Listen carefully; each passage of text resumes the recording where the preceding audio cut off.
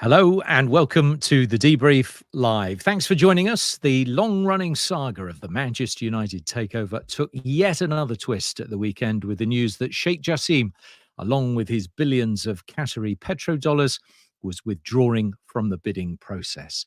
9 months of cozying up on the dance floor ending, not with a kiss and a relationship, but an exit from the dance floor without a consummation in sight. That leaves Sir Jim Ratcliffe's latest proposal, reportedly to buy a 25% stake in the club, the only one left on the table. It leaves the Glazers remaining at the club, leaving behind the prospect of a full takeover through a fully funded cash bid. So what on earth is going on behind the scenes, and has Sir Jim won the race for Manchester United? Well, that's the question we are posing today on the Debrief. Fabrizio Romano will be joining me shortly, so stick around for what it means for the structure and transfer policy of the club, and also for the fans. What will they do next? But it's on occasions like this that Ben Jacobs really comes into his own, as he knows more than anyone about this deal. But before we talk about Manchester United, Ben, I just want to relay a line that Richard E. Grant told me this week. If two women gossip together, it's called bitching. But if two men gossip together, it's called a podcast. So welcome back to the Debrief. Good to be here. You've been doing your research on some iconic quotes. I always enjoy the introductions to the shows. And of course, despite all of the jokes, we've got a very serious topic because Manchester United fans are anxious at the moment about what the next few days may bring. Well, absolutely. And that's why we have Mark Goldbridge with us as well, presenter of the United fan channel, the United Stand, and an important voice to all those United fans who are simply asking, right, what the hell happens here? Mark, great to have you on the Debrief. Yeah, thank you very much for having me on. And yeah, certainly a very interesting weekend that you don't normally get in an international break. So yeah, I was looking forward to a nice quiet weekend. And then you get one of the biggest decisions probably in many Man United fans' lifetime, really. It's not often that you have a sale of a football club, do you? So the ramifications are huge. They are, absolutely. And we're going to get into everything about this deal. But let's go and recap, Ben. So take us through what has happened over the weekend. So the first thing was that Sheikh Jassim and the 9-2 Foundation pulled out. And that was actually done towards the back end of last week. But it was briefed, even though not formally announced, over the weekend.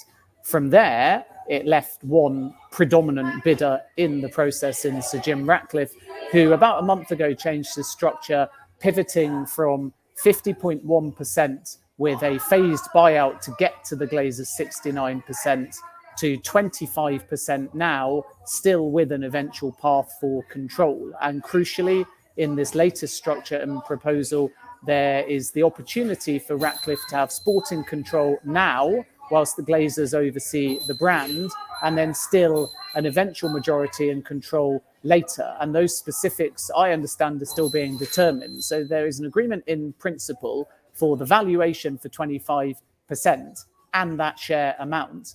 And now there's a finalisation between Ratcliffe and the Glazers on all of the other points, including what does sporting control actually mean in practice if the Glazers still have the voting rights, or more likely, are their current voting rights going to be diluted in some capacity? And then on Thursday, it is possible, not definite, but I would say likely, that the broad proposal will be put to a board of 12 people, representative of the Glazer family and minority shareholders and club officials. And if it is approved, then we may well enter into the path towards completion, which will allow Jim Ratcliffe to become a minority owner to begin with in Manchester United Football Club. And crucially, even if things ongoing over 6 to 8 weeks take a little bit more time, have near immediate sporting say, which will allow him to plan for the January window. So Sheikh Jassim out, Jim Ratcliffe on the brink of finally ending this long-running saga. But the important thing, Ben, is, look, this is first stage in an ultimate process where Sir Jim has total control of Manchester United. That's the plan. If we're to take Ratcliffe at his statement, then he wants majority, he wants control. But obviously, Manchester United fans, I'm sure Mark included, may be a little bit hesitant because Ratcliffe has changed his structure every other month because he's flexible and he wants to try and win. And when you get into bed with the Glazers, what does that entail? Is the Ratcliffe opportunity to take majority stake and control of Manchester United and obligation, which is the most reassuring thing Manchester United fans would want to hear, because then they would know categorically that the Glazers are leaving? Or is it only an option? And if it's only an option, what are the different permutations? Is it a case of what we call a put and call clause, which means that at one point Ratcliffe can buy the Glazers out, at another point in time the Glazers can choose to sell for different prices? Is it a fixed price? Is it a formula?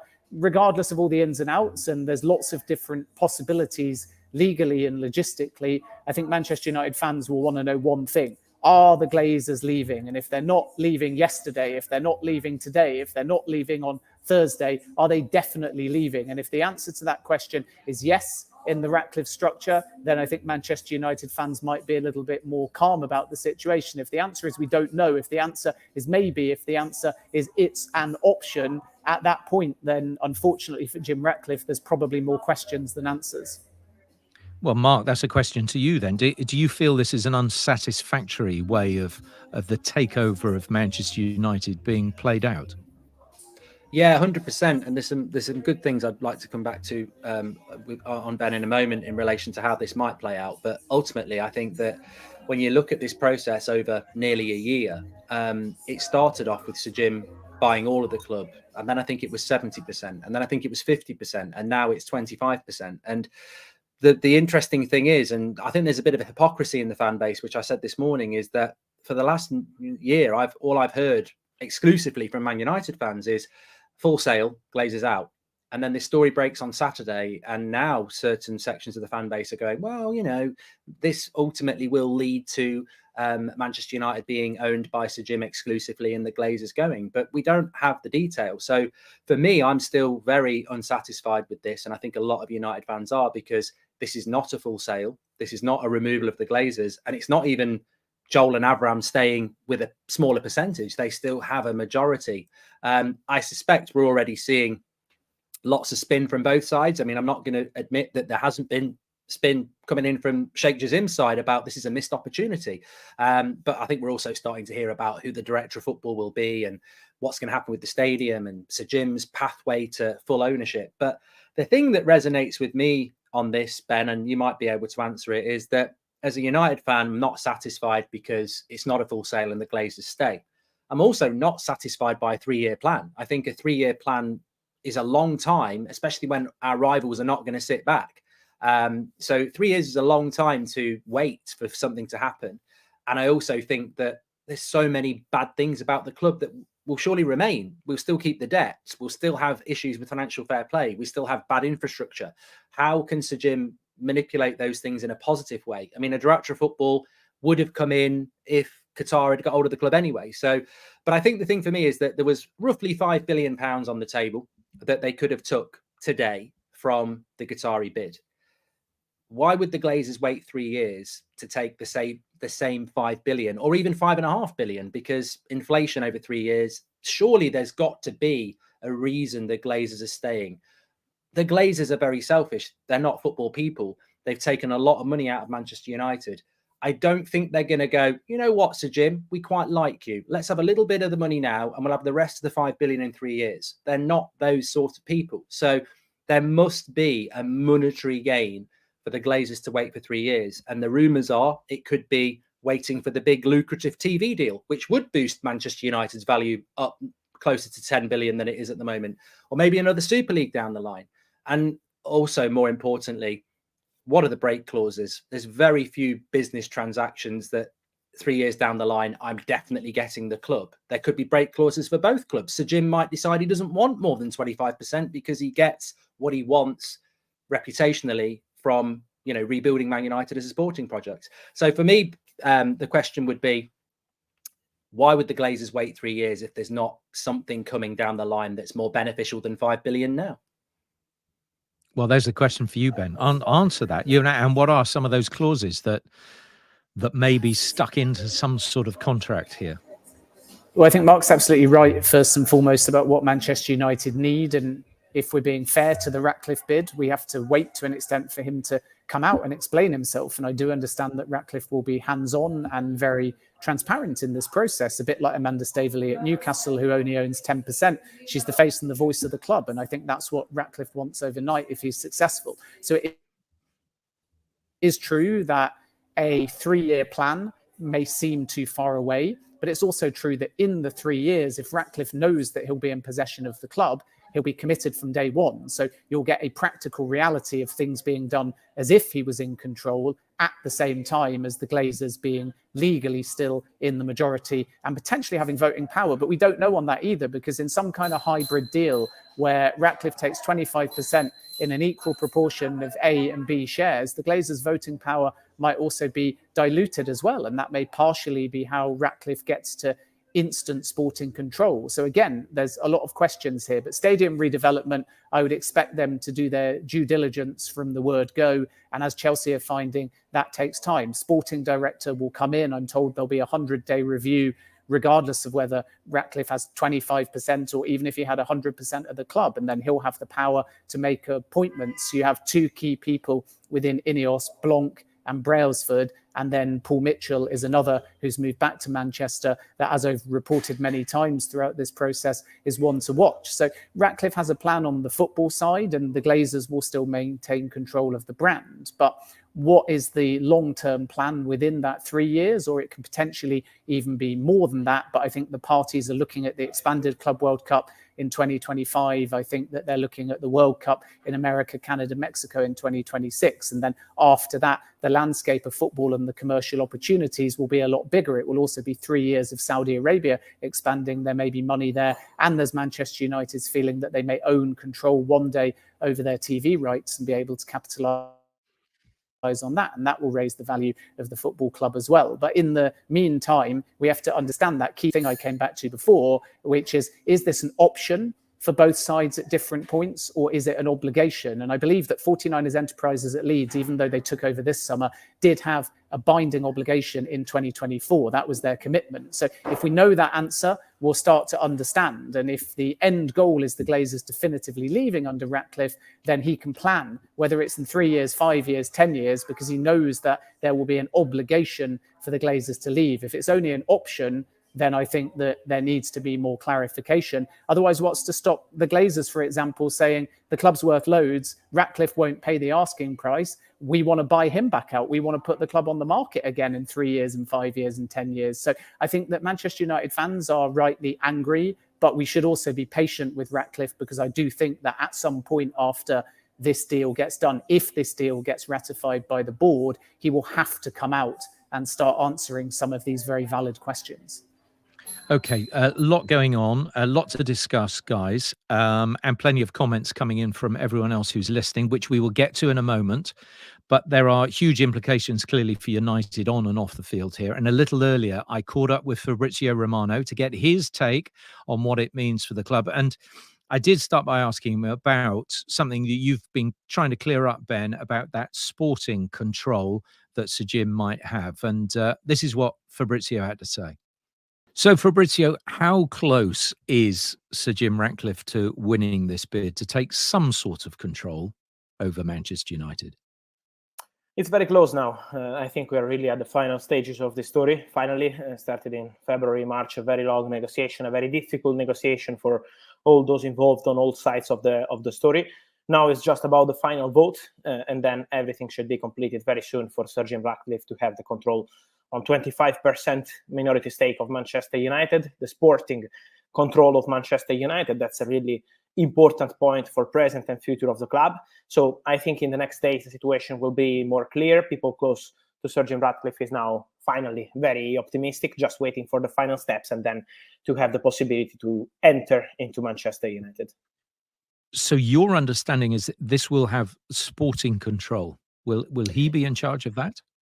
Yes, this is the idea, and this is the feeling of those close to Ineos Group, to Sir Jim Ratcliffe, that of course they are prepared to enter with 25% minority stake that usually is not something that big when we mention clubs like Manchester United, but the sporting control is something absolutely crucial for Sir Jim Ratcliffe also to establish immediately a good relationship with Manchester United fans. It means to make an impact immediately. Of course, immediately it depends on the timing to appoint new people, to make some decision about the board, directors, and all these kind of things. But the sporting control is absolutely an important part of the story for Sir Jim Ratcliffe. He knows that the expectation of many fans was to have probably a new owner with 100% of the stakes of Manchester United. So a different story around this takeover, but he also wants to make an impact immediately. And this sporting control is something absolutely crucial for him. So then he might be in charge for the January transfer window. Who are United prioritising for that time?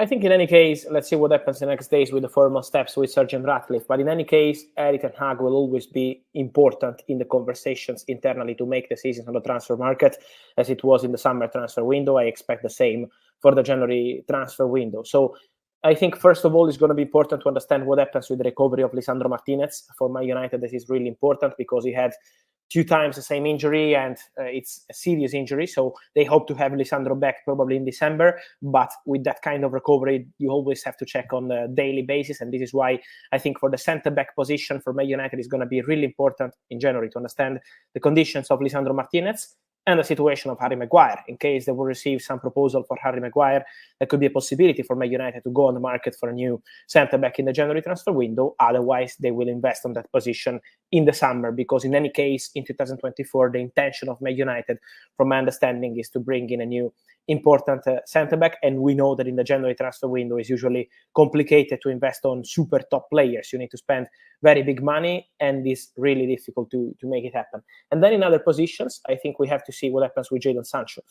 I see Jadon Sancho leaving Man United in January. At the moment, it's really difficult to see things working between Sancho and United. So the only way, as we know very well, is for Sancho to apologize. And in that case, the situation could change. Otherwise, he will leave in the January transfer window. And in that moment, for Man United, there will be an internal discussion to decide whether they want to invest on a new winger or not. But again, I think in any case, with Sir Jim Ratcliffe also involved, for Erik ten Hag is going to be really important, the final say on this kind of deals. So when you look at this bidding process and look at what's happened in the last week, why do you think Sheikh Jassim has withdrawn?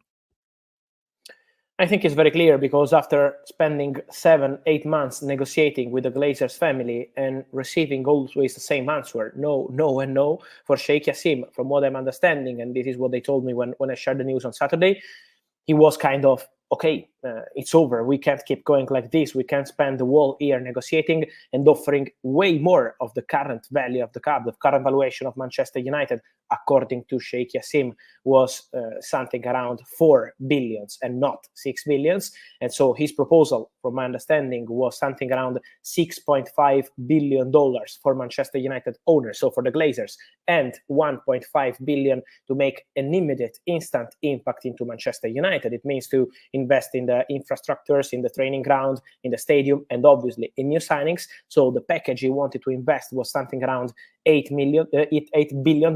But after receiving a new no from the Glazers family in the recent days, after restructuring his proposal, and at that point he decided to move on, and he decided to leave the conversations. And it seems from the outside, it seems really strange. This seems to be the perfect bid. Not only wipes out the debt, it invests in the infrastructure and gives the Glazers a huge cash return. Why did the Glazers not want it? That's a good question. Someone close to the Qatari group believes that at the end, the Glazers never really wanted to leave the full control of Manchester United and always wanted a minority stake investment, as is happening now with Sir Jim Ratcliffe. That's the opinion of many people close to the Qatari group, because they really believe, and Sheikh Jassim himself, from what I understand, really believes that he was the dream owner. As you mentioned, it was an important proposal for the club, but also for the community, for the city. He had a really important project for the city of Manchester to invest also on some structure around Manchester United. I mean, in the city, in the community. So the proposal was really ambitious. And let me say that the idea of Sheikh Jassim was already in March, in April, when he approached the Glazers family and started this conversation, to close the deal as soon as possible because he wanted to make an impact on the summer transfer window with some important negotiation, with new ideas, with new people into the club. So he was really prepared to do many important things for Manchester United, and also clearing all debts. That's a crucial part of his proposal. So that's why Sheikh Yassim was kind of pushing for months. He was really optimistic at the beginning of the story, in March, in April, in May. And then after the difficult negotiations in the summer, people close to the Qatari group already understood that it was going to be difficult to reach an agreement. He tried to restructure the proposal one more time in the recent days and weeks, but at that point, it was already over when the Glazers said no. So you think, ultimately, the Glazers didn't want to lose full control of Manchester United? Honestly, I can't confirm this on my side because I don't have this information directly from the Glazers family, but those close to Sheikh Yassim have this feeling. Yes, they feel that they never really wanted to sell 100% of the stakes of Manchester United, and they always wanted a minority investment as priority. That's the feeling of those close to Sheikh Yassim and to the Qatari group. Is there any sense that Sheikh Yassim will now move on and look at another club? Let's see. I was asking this question when I got the news on Saturday, and the answer I got is at the moment there is absolutely nothing ongoing in terms of process with any club. We had rumors in Italy, in England, with different clubs, but at the moment Sheikh Yassim is not negotiating to buy any other club. Of course, now the answer I got is there will be internal discussions to understand how to move in the next months after they had big confidence to make it happen with Manchester United at the beginning of the year. Now everything has almost collapsed. So they have to discuss internally. We know that buying top clubs around Europe is not that easy process. So it takes time to discuss internally, to consider what's the best investment. As I mentioned, not just about the club and the sporting side, but also about the city, the country, and many projects that they have when they go and buy a club, as they wanted to do with Manchester United. So there will be internal communications, internal discussions, but at the moment there is absolutely no negotiation to buy another club. And look, the one thing that came out of Sheikh Jassim's bid or potential bid, did he ever want Kylian Mbappe to go to Old Trafford, or is that not true? No, honestly, there was never something that concrete or that advanced. I think it was a normal link, as we saw with Neymar, with Mbappe. When you have the possibility of a takeover, is very normal to see this kind of links with fantastic top players for the new owners. Sheikh Jassim never entered into discussion about specific players to bring to Manchester United, also because the takeover was never that close. We always had rumors of a takeover being super close. He was confident at one point, as we mentioned, in March, in April, in May, but it was never that close. So he never entered into any concrete negotiation. What I can say is that Sheikh Jassim, in case he was going to be Manchester United owner last summer, so like May, June, ahead of the summer transfer window, he was really prepared to do something important on the summer transfer window. Now, I can't confirm Mbappe, Neymar, or a name, but he wanted to do something important like a star signing, an important signing, and showing his commitment to Manchester United. But honestly, I never had any confirmation that Kylian Mbappe was on his list. And also, Kylian Mbappe was very clear last summer in his intention to stay at Paris Saint-Germain, despite all the rumors we had. So I'm not sure that Kylian Mbappe was prepared to really leave Man United last summer. Sorry, leave and PSG. Now it may, PSG. Yeah, and well, now it may never come to fruition because Sheikh Jassim is seemingly no longer in the running. Fabrizio, thanks very much indeed for joining us and giving us your spin and behind the scenes on what's going on at Old Trafford. Thanks as always, and see you soon. Thank you. Fabrizio Romano there. We have Ben Jacobs and Mark Goldbridge, presenter of the United fan channel, the United Stand. Mark, you listened to that. Is this all being done in the interest of the Glazers or in the interest of Manchester United? I think the most telling thing Fabrizio said, and the fear many Manchester United fans have, is that this whole process was a big lie. That they never had any intention of selling, and that ultimately they were always looking for a minority investor. I mean, as Ben alluded to, the rumours are that Sir Jim Ratcliffe has changed his position at least 3 times to come down to the position that maybe the Glazers wanted all along. The bottom line is it's not a full sale. Even if it happens in 3 years, it's not a full sale now. And I'm just very concerned and suspicious about what the ulterior motive is. It's also sad when you think about it as well that, I mean, it's not the most important thing in a footballing sense, but I visit Manchester a lot. We have a studio right next to Old Trafford. And to think that somebody was going to buy the football club and invest a lot of money into that area, and you look at the Etihad and around there and the Co-op Arena and everything, it's fantastic what's happened there, even from even though they're a rival. And to know that Manchester United have missed out on this, cheat code, golden ticket, whatever you call it, Newcastle have it, Man City have it, it would have been massively beneficial for the area as well. And ultimately, that's not really on Sir Jim, that's on the Glazers and their selfishness to retain Manchester United, having basically destroyed it over the last 20 years, and they're not going anywhere. It's massively disappointing. Mark, interesting. Yeah, go on, Ben. I was just going to ask Mark, at this point, what's better, in your opinion, for a Manchester United fan to do? Clearly, there's not one approach fits all, but the whole process has been about Qatar or Ratcliffe. It's been a race. It's been a popularity contest. Now one group's out, and it's easy to idealize them and talk about them and wish they were in control because they represented debt-free and buying 100% of the club. Another group is in and progressing and at least trying, if they're successful, to modernize the club. Do you think fan energy is better spent protesting and pushing full sail and still being anti-Glazers, or actually trying to find a way, even if everyone's not happy about it, about educating themselves on Ratcliffe and getting behind something that is looking increasingly inevitable? I think it's a great question, because I think at the moment it's like the 7 stages of grief, isn't it? I think there's a lot of frustration and disappointment and upset Manchester United fans. And at the moment, I can't move away from the fact that if Sir Jim hadn't done a deal with the Glazers, then we wouldn't be in this scenario. I can't move away from the fact that, and it was never about Qatar for me. They represented the full sale, but it wouldn't matter if it was Elon Musk or Apple. I still would have pushed full sale. It was always full sale and Glazers out. The Qatar thing sort of detracts from what Manchester United fans really wanted, which was a reset. And to be that close to it, I mean, that's the hardest thing in the years to come if it goes wrong, is that we were touching distance. And some great reports today about how maybe the Qatari bid rubbed the Glazers up the wrong way by saying, we're going to make Manchester United great again, we're going to clear the debt, we're going to do this, that and the other. It was always a Glazer vote. It was never about what the fans wanted. And ultimately, the Glazers have shown that. They've gone with the less popular option because it suits them better. It's off the table, Ben, isn't it? So I think that there are 2 scenarios, and some United fans already are just going, well, let's just get on with this and hope it works. Personally, I think over the years, I'd like to have seen the fan base do more. I think other fan bases of other clubs have emptied stadiums. They have done things that I don't think we can do. The Glazers are ultimately still in charge.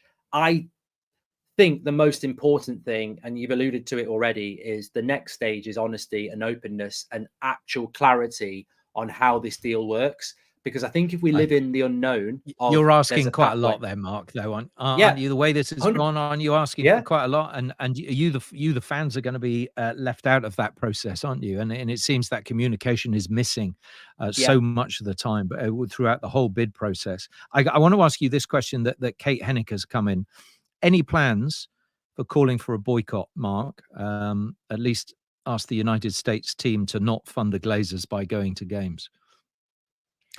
I think people have tried that in the past, and unfortunately, there's some groups out there that have run regular protests. You've got the Man United Supporters Trust. The unity in the fan base has just never been there to collectively do something. And already from Saturday, there's people arguing on social media. And when you think about that, it's remarkable that there are people in the fan base who are championing the Sir Jim Ratcliffe bid when they don't even know what it is. They're doing it off a newspaper report. So what chance have you got when the PR comes out, which is totally and utterly fine? There will be positive PR about what Sir Jim is going to do. But for me, if we don't get the detail, and Ben's alluded to, will it be an obligation to buy? How much will it be? What are the break clauses? I don't think we'll ever get that. So I think there'll always be a mistrust, and who knows what the future is. But I think at the moment, it's just massively disappointing that the Glazers will be here for at least another 3 years in charge.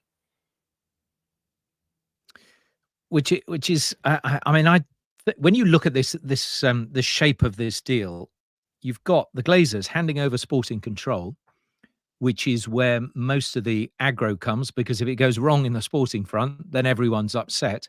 All they want to do, as far as I understand it from this deal, is they just want to cream off the finance of it build the club to be even more expensive to buy. And therefore, it is just a financial deal, and they take all the risk away because they're saying, well, hang on, it's not our fault if the club's not doing well. So Jim's in charge of that now. It is interesting, and I don't know what your thoughts are on this, but I've just been out doing a football shoot with Ben Foster, who used to play for Manchester United back in, 2008, so 15 years ago. And I said to him, when you did contract renewals in your time at Manchester United, were the Glazers ever hands-on? And he said, absolutely not. I never spoke to them. My agent never spoke to them. It was David Gill. And I think that's the PR working already, isn't it? Sir Jim Ratcliffe's going to take over the sporting side. But the Glazers never had control of it. It was always Ed Woodward, Richard Arnold. In a sense, Sir Jim is getting sporting control as a almost glorified sporting director to make the decisions. And there's a lot of risk associated with that as well.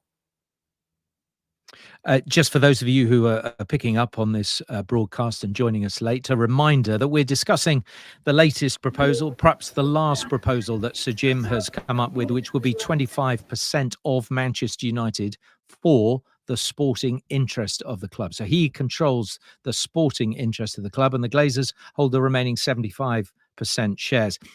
Armand is asking this question. I'm behind on the video. Okay, so I will address this. What do you think will happen to common shareholders, Ben? I think that the structure that Ratcliffe has presented has first and foremost mitigated any possible litigation from the regular shareholders who were opposed to the original type of structure that Ratcliffe was proposing that cut them out the deal. So the most likely scenario, and there's obviously a few unknowns at this point, is a hybrid structure where Ratcliffe buys an equal share of A and B.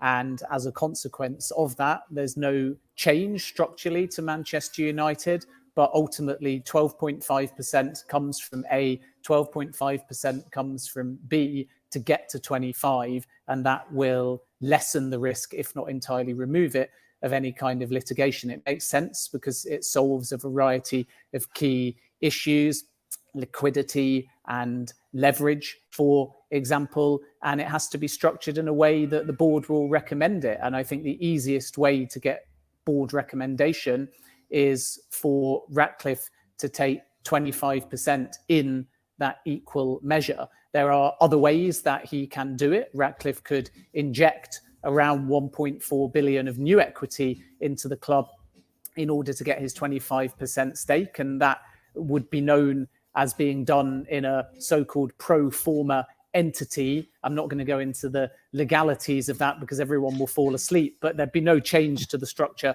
at Manchester United. That would provide desperately needed liquidity, but the Glazers may not want to go down that particular route. The other option, the simplest option, the greediest option, is just that Ratcliffe buys 25% of the Glazers' existing shares. And that would mean that if they wanted to, they could pocket all of that money, not reinvest any of it back into the club, and the minority shareholders would be cut out of the deal still. And they would not be happy about that scenario, nor would the fan base. And you would think that it wouldn't provide any funding to take the club forward. So it's quite a complicated situation structurally, but I do think there's consensus that Ratcliffe has pivoted to a scenario where he buys an equal share of A and B to get to his 25%, and that will pacify the minority shareholders. Okay, thanks for explaining that, Ben. Keep your questions coming in. We are pushing towards an end of this broadcast, but there's one from Josh Lee. Josh, if the Glazers aren't willing to relinquish power now, why would they in 3 or 5 years? We did sort of touch on this. The expectation is that Manchester United would be worth more in 3 or 5 years. There would be a new television deal by then. They may be able to sell their own television rights as part of a move on rights in the future. And of course, there's the Saudi influence and how that will affect various clubs. So that is a brief answer to your question, Josh, which we did cover a little bit before. I want to just throw to you, Ben, what happens on Thursday? Is that this Thursday or next Thursday? And the question is, right, is that the final bit where the board says yes or no to Sir Jim? Yeah, we'll talk about Thursday, then we can ask Mark about the protests. I want to touch on Sheikh Jassim a little bit as well and just explain how he's perceived the process and where he stands now. But in answer to your question, there's an expected board meeting on Thursday at Manchester United, and to push the deal through, a majority would be needed. And on that board, there's 12 people, there's club representatives, there's the Glazers, and there's representatives of the minority shareholders, and they can all dial in remotely from around the world.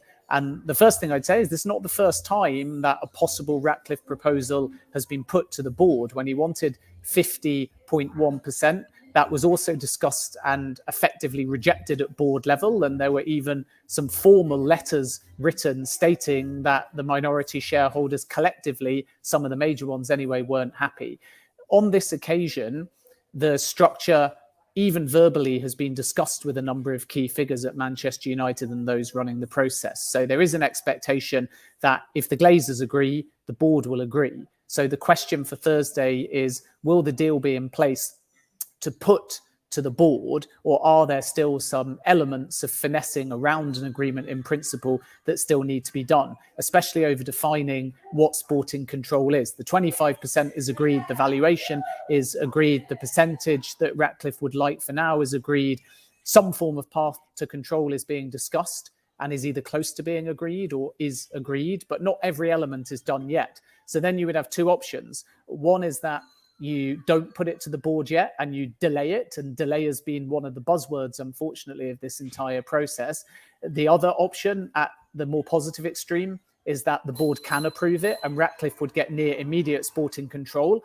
And the halfway house is you say to the board, listen, this is on the table, but we need more time. And then it remains to be seen whether the board would approve Ratcliffe going into a period of time, either exclusive or non-exclusive, in order to get the deal done. And that might provoke some kind of announcement and give Manchester United fans further clarity. But right now, the expectation is that if it all goes according to plan, the Ratcliffe proposal will be put to a vote. And if a majority on the board agree, then Ratcliffe will effectively have won the race for Manchester United, but still have to go through the completion process. And that is Thursday at the earliest. And that will also then allow Manchester United to finally publish their latest financial results, in which there might be some allusion to this as well. So, Mark, I think Thursday feels like a big day. We might not get every answer, but we may finally get some clarity. Yeah, and as we know, the way that Manchester United work, it's not like they're going to be coming out on Thursday and giving us all the answers. It's taken nearly a year to get to this point, and we are like mushrooms kept in the dark. So, I mean, I think Saturday was significant in the fact that we now know where the club is heading. And I guarantee that over the next coming few weeks and months, we'll start to get a little bit more information. But whether we get the information that we want, as Angus said, is probably unlikely. But I mean, it'd be interesting to see what changes are made very quickly in the short term. We've heard about Paul Mitchell, like you said, the January transfer window. Manchester United currently sit mid-table. I would say Champions League football is essential to Sir Jim and the Glazers to, reap the benefits of what they're trying to do over the next 3 years. So it'd be interesting to see what big changes happen quickly. Is there anything positive about this for you, Mark?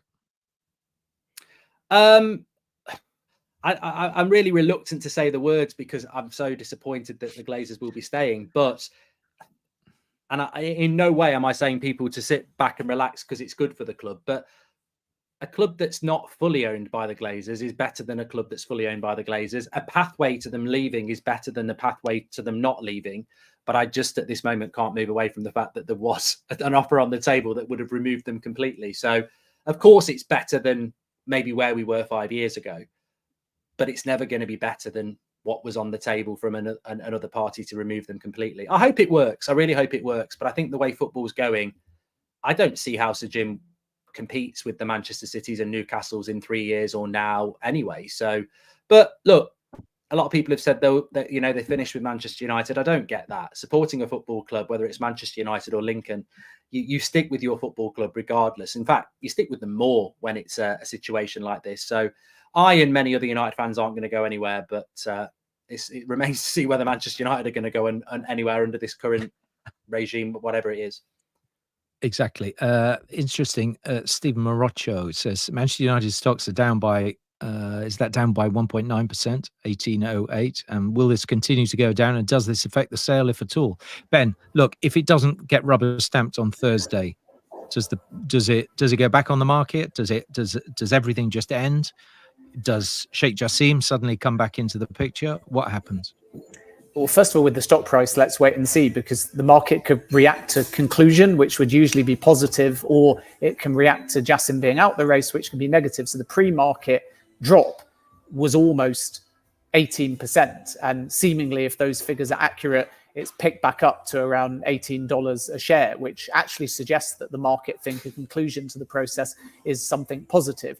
If Ratcliffe isn't approved, then the Glazers may keep talking to him. There are other minority investors and financiers in the process. But I think the thing about the Jassim withdrawal, and I just want to touch upon that briefly, is that it would never have happened if they thought that the race was still open. So it's all very well the briefing of fatigue. It's absolutely true. A lot of the elements that they have said about their bid, a clean transaction, debt-free, 100% ownership, all things the fans want, redevelopment of the stadium, and so on. But the timing of the withdrawal was also down to the fact that they think Ratcliffe is going to come in with this 25%. So that would suggest that it's far more likely than unlikely that Ratcliffe will get this over the line. If he doesn't, the Glazers can say, one group withdrew, the other one we didn't have a deal with. We're going to put the club back on the market at a later date. No sale has always been a possibility, but they need some kind of capital to do the things that is required of the club, modernising it, changing the hierarchy, investing in the men and women's team and the academy. Otherwise, they're going to move backwards. It really is as simple as that. And then just lastly on Jassim, I think it's really important to note at this point that he hasn't just withdrawn, he has explicitly said to those running the process that the offer is off the table. And there is a difference, because you can leave the process and leave your offer hanging and say, come crawling back.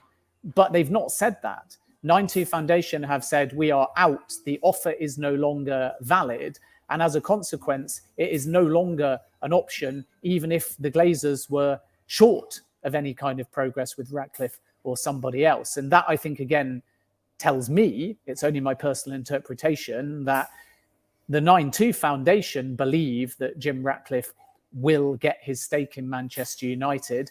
And now we have to wait and see whether that does lead to eventual control, as Ratcliffe has said he wanted from the very start. Thank you, Ben. Thank you, Mark. I just think for you as a fan, look, I think every fan understands it, whether you like or loathe Manchester United. You just feel for the fans that something can drag on for so long. And when you get owners that are actually disinterested in the club, they're just interested in the numbers, makes that hugely frustrating. We invest so much emotion into our clubs. Look what Ben's had to go through. He's been top of the tree. He's now down in the Championship with Leicester City. And as a Bristol City fan, I'd love to be in your position, but actually we've got an owner who's got a lot of money and looks after us. You have owners who have lots of money, have borrowed a lot of money, and don't really care about the club. And I wonder what your final thoughts are, Mark, as you head towards Thursday with a possible takeover in time from Sir Jim. Yeah, I think that there's a good thing to sort of hit back with that, not many people have sympathy with Manchester United because we had so many good years. And I completely agree that you've got no divine right to be successful forever. And there are cycles in football. But the one argument I've always had about that is that when Sir Alex Ferguson left and the deterioration of the stadium and the infrastructure and the club over the last decade, that's not a cycle. That's sabotage in relation to how the club has been run by greedy people. And if it was just a cycle where you just went, we're a good run club, but it's not our time, I think that's easier to deal with. The problematic thing is that in 2028 is the Euros. We've got the biggest domestic stadium in England, and it's not even been shortlisted because it's such a bad stadium. There is just the dividends, the debt, there's so much that's wrong with the football club. And it all goes back to the Glazers, who have and I don't blame Sir Jim Ratcliffe for this. He's obviously got his desire to get hold of Manchester United, and he's done that. It's just the fact that the Glazers have effectively, screwed over this fan base again. And yeah, it's galling. I just hope at some point there is an end to this, run of Glazer ownership of Manchester United. Well, maybe there is an end in sight. It seems that way, but for some, it just can't come soon enough. Mark Goldbridge, thank you very much indeed. Ben Jacobs, with that lovely jumper again. It's been great to have your company. And my jumper's the we'll only be thing back cheering again. people up. We will be back again next week, of course, with your debrief. I hope you can join us then. Bye-bye.